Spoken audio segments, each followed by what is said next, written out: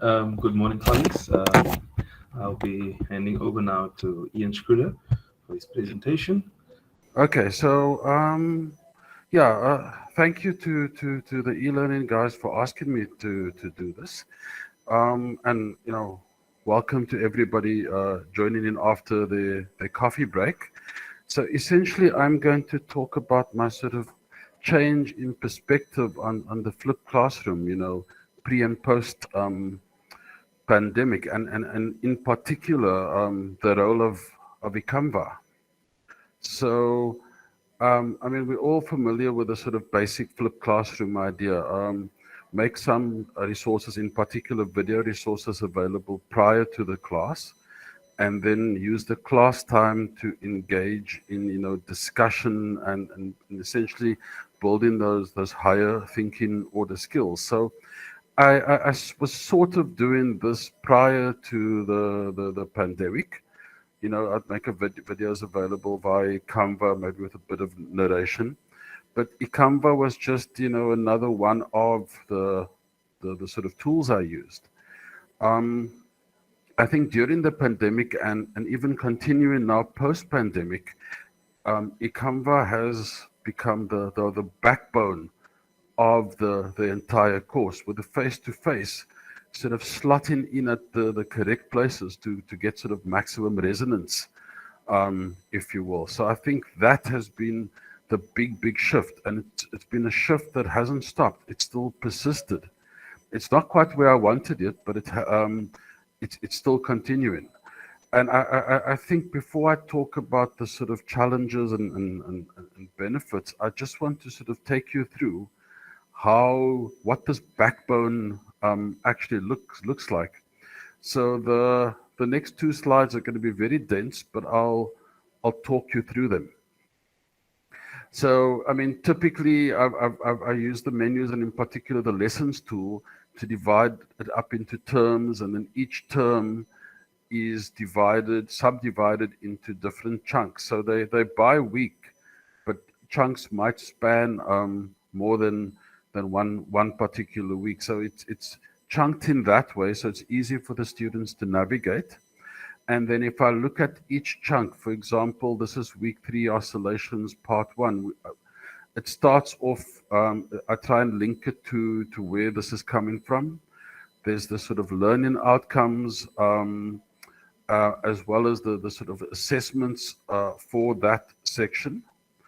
And then that is followed by the sub chunks all appear in sort of sub pages. And this is one thing I do want to improve on, is the sort of narration between the sub chunks and connecting them more efficiently. So each of these sub chunks then contain, it's kind of a logical section of the work that the students then have to work through. At the end of this particular sort of bigger chunk, there are then self-assessment questions, with some feedback telling them, okay, you need to go back to this question or this tutorial because these ideas are based on that. So that's the sort of the broad structure of a single chunk of work. And if we then dive into a particular chunk, so you'll see there's, and if I hope you can see the laser pointer. So you'll see there's sort of, an intro, sort of my narration. So this almost becomes like writing a textbook, a live textbook.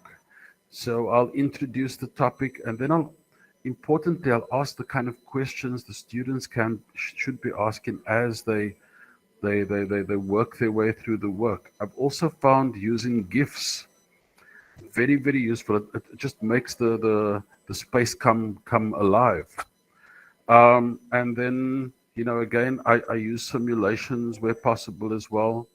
Again, questions leading into the simulation. So the students have this in their mind when they're actually playing around with it. And then in the bottom left, you'll see, then I kind of wrap it up as well.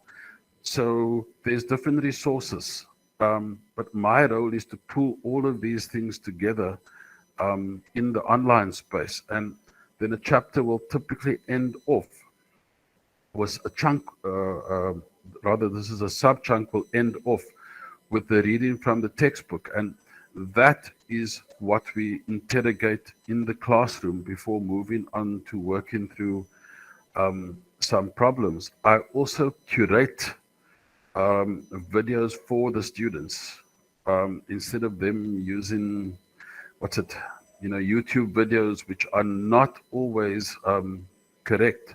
So that is the sort of the structure of a sub chunk of the material. Another important aspect that I think has grown dramatically through the pandemic, and now in the post-pandemic phase as well, is the use of this space almost as a way to give the students a chance to engage with new ideas and express themselves.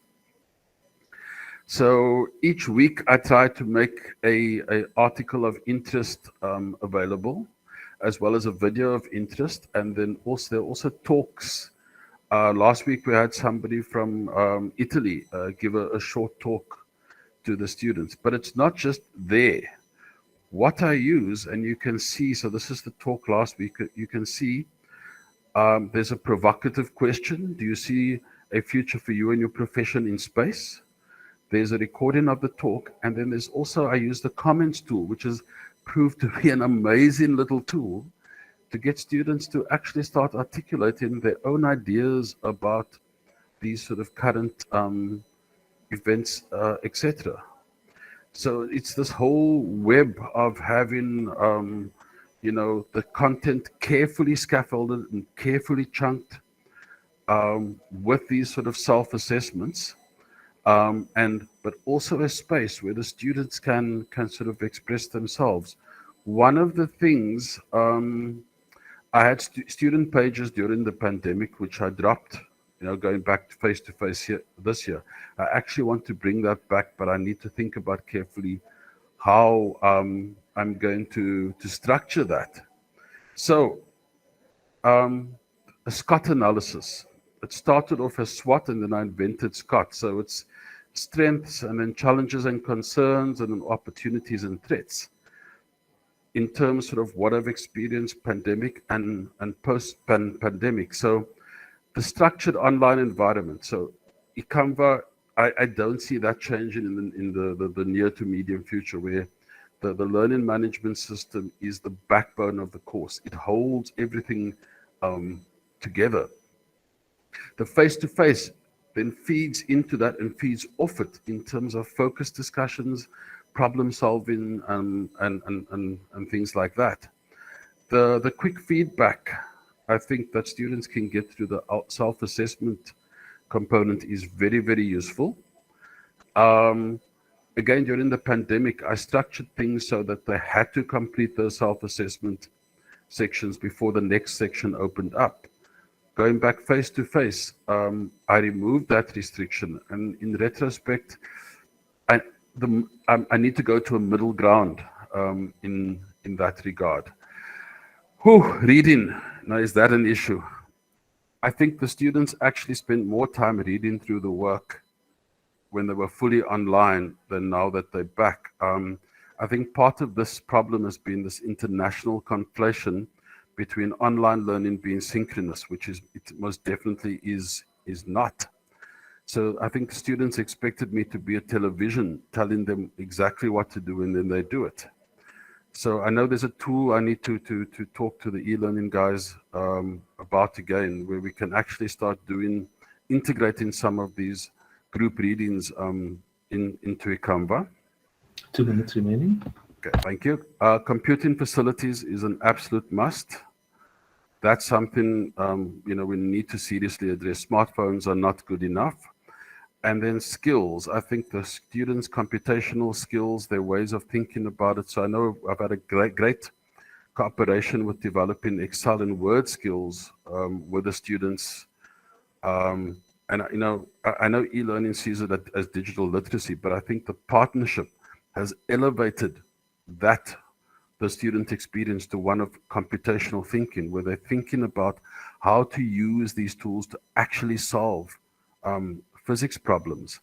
I think with a graphic designer and maybe an assistant or two, I could actually turn this course or other courses into semester 3 courses, which has a whole lot of other options as well. Um, we need to teach students how to learn online. I think that's a big gap. And I think we can use MOOCs to do that.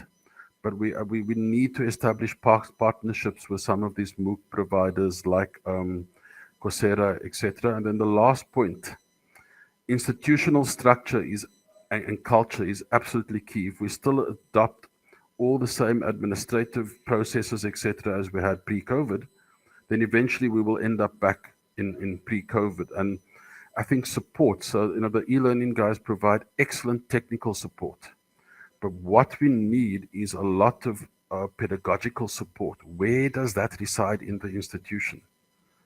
So I think that's a big question that has to be discussed and answered. So, yeah, it's the end of the world as we know it. And I feel fine. Thank you.